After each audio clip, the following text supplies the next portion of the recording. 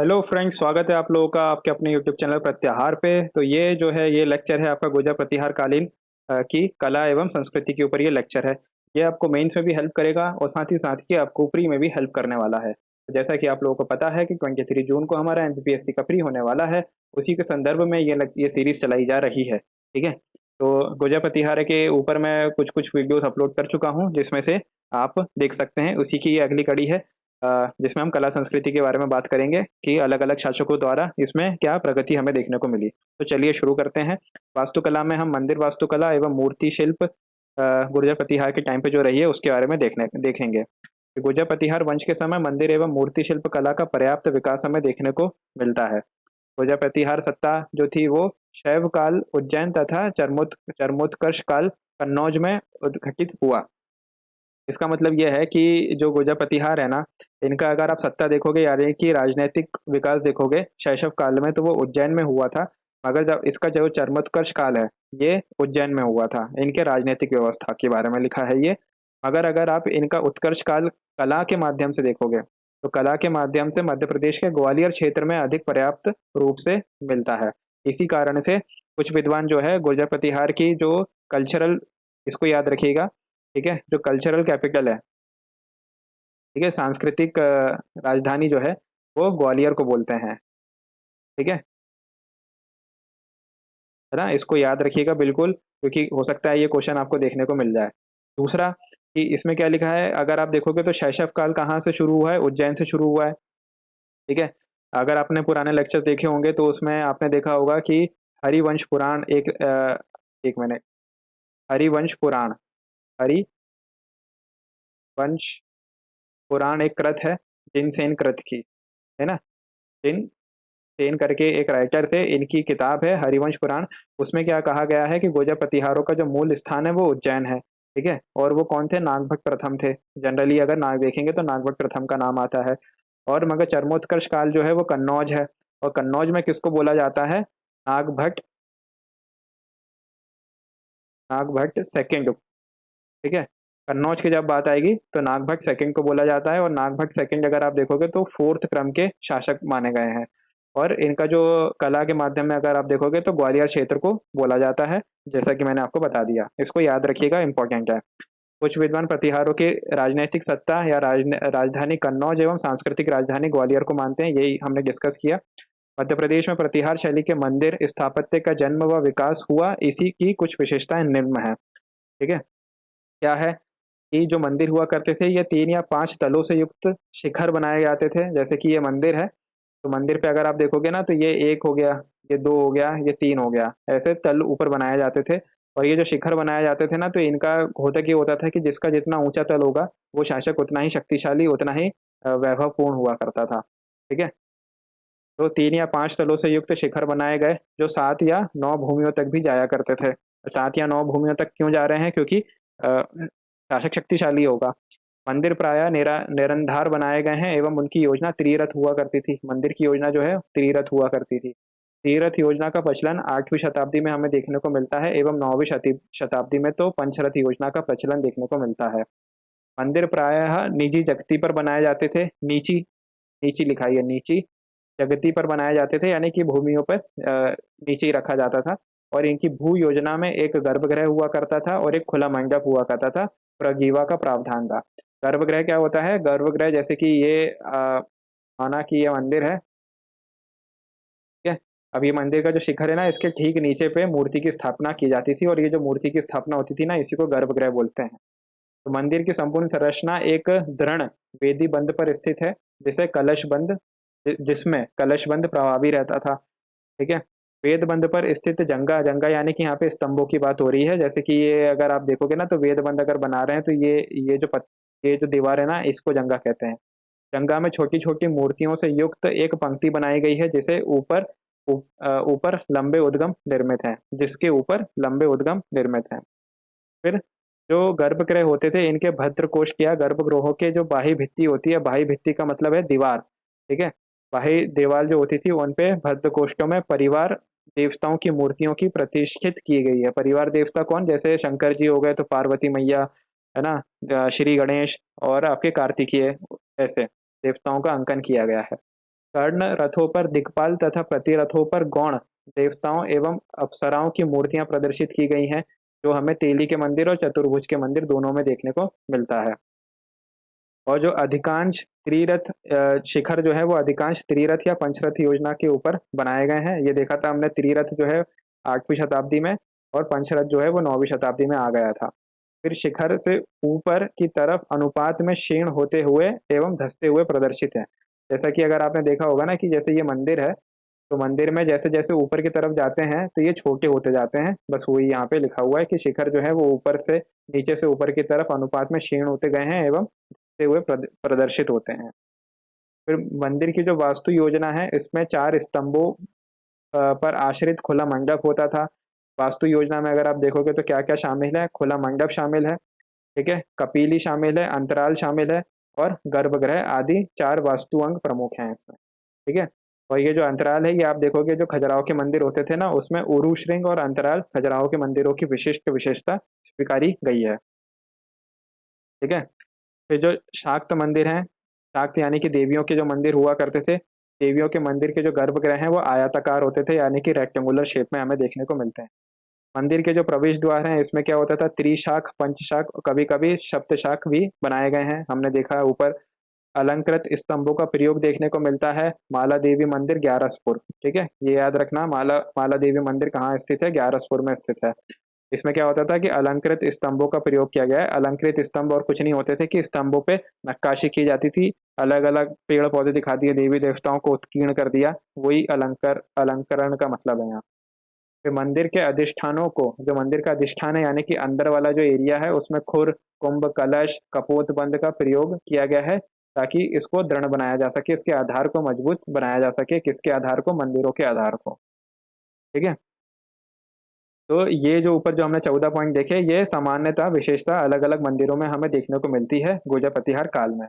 प्रतिहार काल के मंदिर वास्तुकला में 4 प्रमुख विधानों का प्रस्फुटन हुआ है। 4 प्रमुख विधान कौन कौन से हैं, वो ये हैं, है ना। पावन दलित शिखर युक्त मंदिर या फिर रेखा शिखर युक्त मंदिर भी कहते हैं इनको। ताराकृत भू योजना युक्त मंदिर, शाला शिखर या वल्लभी शिखर युक्त मंदिर, शिखर के ऊपर है ये।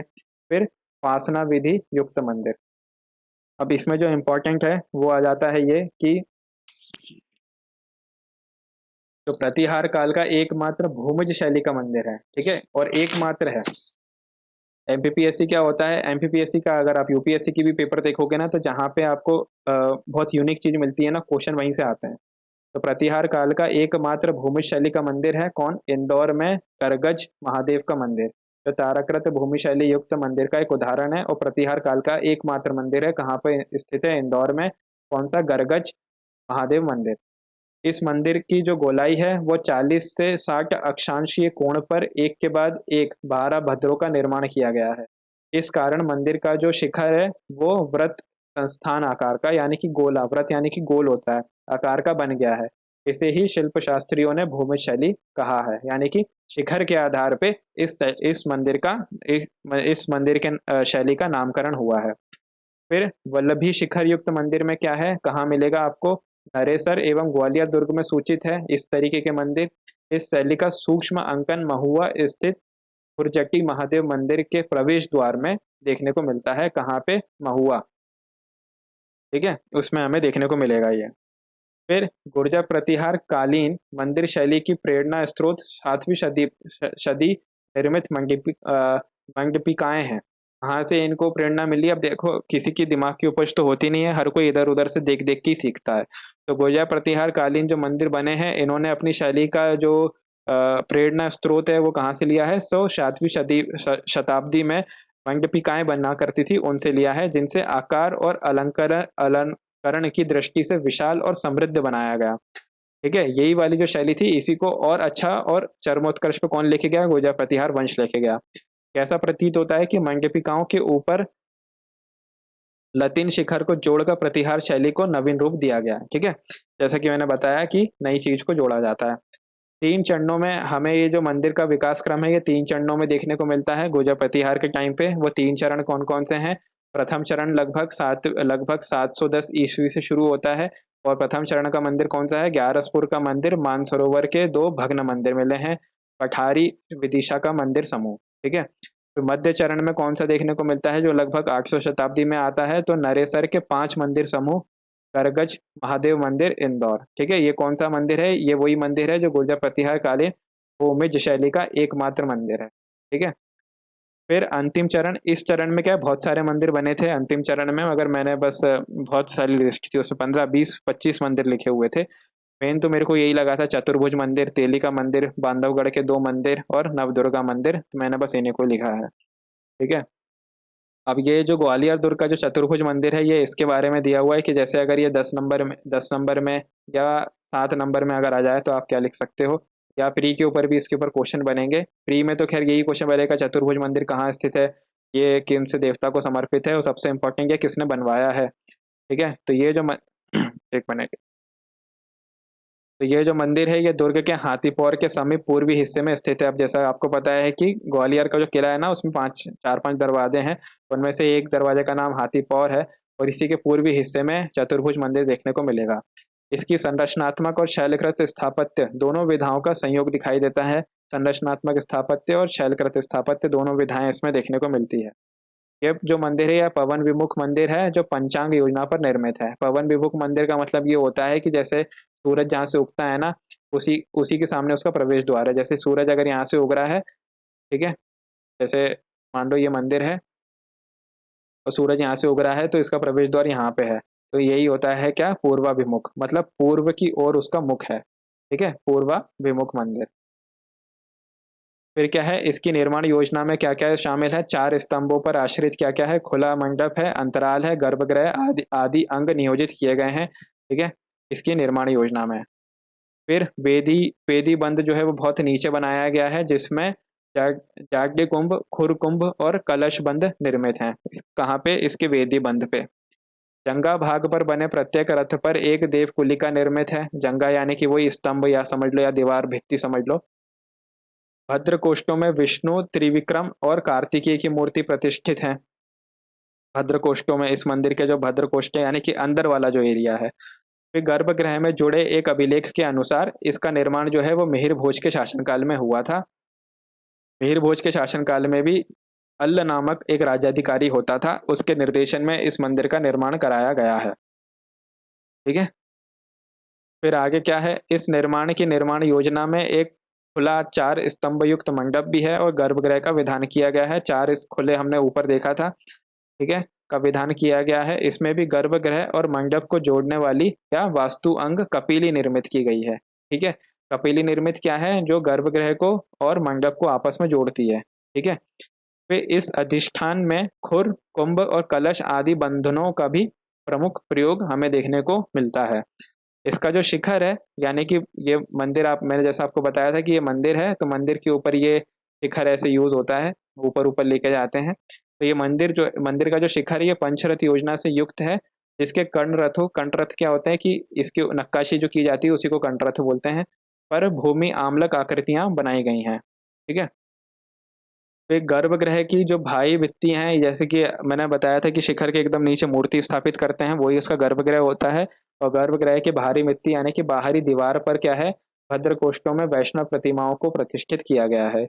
और ये जो मंदिर के बाह्य भाग है, ये गर्भगृह का बाह्य भित्ति है और ये मंदिर का बाहरी भाग है, में अष्टदिग्पालों का भी उकेरा गया है, और उनको वही स्थान दिया गया है जो हमारे शास्त्रों के आधार पर दिया जाता है।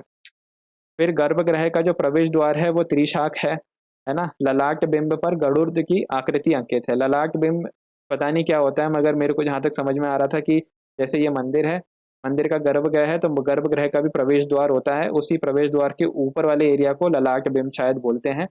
और ये इसमें क्या है, गरुड़ भगवान देवता की आकृति देखने को मिलती है। फिर मंदिर का जो गर्भगृह है वो निरंधार एवं वर्गाकार है। वर्गाकार मतलब गोल होता है। फिर इसकी जो अंतर्भित्ति पर देवनागरी लिपि में 2 संस्कृत अभिलेख हमें देखने को मिलते हैं, जिसमें इसका निर्माण बताया गया था कि 875 में अल्ल राज्याधिकारी ने इसका निर्माण करवाया था। शासक कौन था? मिहिर भोज। ठीक है, तो ये चतुर्भुज मंदिर के बारे में था। अभी जो है आगे हम देखते हैं कि तेली के मंदिर के स्थापत्य के बारे में हमें क्या क्या देखने को मिलता है। तो तेली के जो मंदिर है ये भी ग्वालियर दुर्ग में ही स्थित है। ठीक है, प्रतिहार शैली के मंदिर में तेली का मंदिर सबसे विशिष्ट स्वीकारा गया है, और ये क्या है, ऐसा भी वर्णन मिलता है कि जो तेल व्यापारी हुआ करते थे उन्होंने दान दिया था इस मंदिर के निर्माण के लिए, इसलिए इसका नाम तेली का मंदिर पड़ा। ठीक है। यह मंदिर नागर शैली के मंदिरों के अंतर्गत वल्लभी प्रकार का मंदिर है। ऊपर हमने देखा था 4 प्रकार अलग अलग थे, इसमें से ये वल्लभी प्रकार का मंदिर है। और ये प्री के हिसाब से इंपॉर्टेंट क्वेश्चन हो जाता है। हो सकता है क्वेश्चन यही आ जाए कि तेली का मंदिर जो है वो कौन से प्रकार का मंदिर है, या निम्नलिखित में से कौन सा वल्लभी प्रकार का मंदिर है। ठीक है, तो ये दोनों चीजें ध्यान रखिएगा। तो ये जो मंदिर है ये पूर्वाभिमुख मंदिर है। ठीक है, बता ही चुका हूँ पूर्वाभिमुख क्या होता है। मंदिर में प्रवेश हेतु अलंकृत तोरण द्वार, ठीक है, बनाया गया है। तोरण आपने देखा होगा अपने घर में भी, हम लोग जो है तोरण बनाते हैं दीपावली दीपावली के टाइम पे प्रवेश द्वार पे जो आम के पत्ते होते हैं, आम के पत्ते और फूल को मिला करके तोरण द्वार बनाते हैं। तो ये मंदिर का जो प्रवेश है तो उसके जो तोरण द्वार है उसको अलंकृत किया गया है। इसकी निर्माण योजना में क्या क्या शामिल है? अर्ध मंडप शामिल है, अंतराल है, आयताकार गर्भगृह नियोजित किया गया है। और आयताकार क्या है? गर्भगृह है, यही लिखा हुआ है। इस मंदिर का जो गर्भगृह है वो आयताकार है, ऊपर वृत्ताकार था। इसका जो अधिष्ठान है ये बहुत भारी भरकम है, जिसमें खुर, कुंभ, कलश, कपोतिका आदि बंधन इसमें प्रयुक्त किए गए हैं इसके अधिष्ठान को मजबूत करने के लिए। बाह्य भित्ति की चारों कोणीय दिशाओं में देव कोष्ठ बने हैं। देव कोष्ठ यानी कि वही है जो अलग अलग देवता हैं, इंद्र देव, वायु देव, सूर्य देव, इनके देव कोष्ठ बने हैं। इनके ऊपरी भाग में उद्गम तथा अथवा मंदिर के शिखर का लघु अभिकल्प प्रदर्शित है। फिर अष्ट दिक्पालों को भी अंकित करके उनके निर्धारित स्थानों पर स्थान दिया गया है। अष्ट दिक्पाल हमें ऊपर भी देखा था, चतुर्भुज मंदिर में भी दिया गया है। वेदी बंद में 5 बंद हैं। ठीक है, खुर हो गया, कुंभ हो गया, जाग्ञ कुंभ हो गया, मंचिका और तुलापीठ। और यही 5 बंद जो है हमें ऊपर चतुर्भुज मंदिर में भी देखने को मिलते हैं। इस मंदिर में शिखर जो है वो 2 तलों में निर्मित है। 2 तल में निर्मित है कौन से इसके शिखर? जिसमें अग्र प्रदर्शित है। शिखर का सबसे ऊपरी ऊपरी जो तल है उसमें क्या है? गज पृष्ठाकार यानी कि वल्लभी प्रकार का है, और इसी के आधार पे इस मंदिर को वल्लभी प्रकार का मंदिर बोला जाता है। मंदिर में सोपान मार्ग से प्रवेश करते हैं, है ना, जिसका प्रवेश द्वार पंचशाख युक्त है। ऊपर भी मेरे ख्याल से पंचशाख युक्त ही था, तो जो आपका वो था क्या बोलते हैं, चतुर्भुज मंदिर। प्रवेश द्वार के निचले दोनों पार्श्व में एक तरफ गंगा और दूसरी तरफ यमुना को वाहन सहित अंकित किया गया है। ठीक है, प्रवेश द्वार के पास वाहन सहित अंकित देखने को मिलता है। अंतराल को 2 भागों में विभक्त किया गया है। ऊपर भी अंतराल 2 भागों में विभक्त था, जो अंदर की तरफ दोनों पार्श्व की दीवारों में उभरे हिस्से से स्पष्ट होता है। गर्भगृह आयताकार है, जिसकी माप जो है वो 30x30/20 फीट का है, और इसके चारों कोणों पर विशाल स्तंभ वितान को संभाले हुए लगाए गए हैं। ठीक है, ये हमने हमने यहाँ पे भी देखा था कि इसका जो गर्भगृह है वो आयताकार है। चतुर्भुज मंदिर में अगर आप देखोगे तो इसका जो गर्भ चतुर्भुज मंदिर में जो गर्भगृह है वो वृत्ताकार है, गोल है। ठीक है, तो ये जो था वो मेनली ये आपका कला संस्कृति के ऊपर से था। ठीक है, अब इसमें देखो 16 पॉइंट्स मैंने लिखे हुए हैं, आप अपने हिसाब से इसमें जो भी आपको सही लगे वो आप निकाल लीजिएगा। ठीक है, बाकी इसमें जो शासक था वो ध्यान रखिएगा कि कौन से शासक को कब बनाया गया है, और आप चाहें तो उसमें अपनी तरफ से भी कुछ R&D कर सकते हैं। तो अब इस लेक्चर के लिए इतना ही था, मिलते हैं नेक्स्ट लेक्चर में। धन्यवाद and all the best for 23 जून। जय हिंद, जय भारत।